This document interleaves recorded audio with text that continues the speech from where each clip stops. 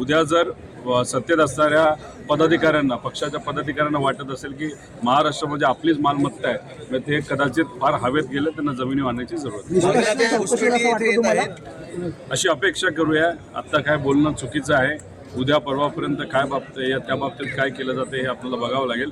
पण जर अशा गुंड प्रवृत्तीच्या पदाधिकाऱ्यांना जर पाठबळ सरकारकडनं दिलं तर हे फार बांगलादेशी घुसपेटी इथं येत आहे, काय तुमची प्रतिक्रिया? बांगलादेशी घुसपेटी भारतामध्ये ओळखपत्र, खोटे ओळखपत्र घेऊन राहत आहे, काय म्हणणं? सरकारने त्या बाबतीत योग्य तो निर्णय घ्यावा. सरकारने जर बॉर्डरवर चांगला कंट्रोल ठेवला, तसंच होम मिनिस्ट्री असेल, त्याच्याचबरोबर अजूनही इतर डिपार्टमेंट असतील, त्यांनी जर योग्य कारवाई आधीच केली असती तर अशा गोष्टी घडल्या नसत्या. त्यांनी त्या बाबतीत कुठेतरी कामचुकारपणा केला असं आपल्याला म्हणावं लागेल.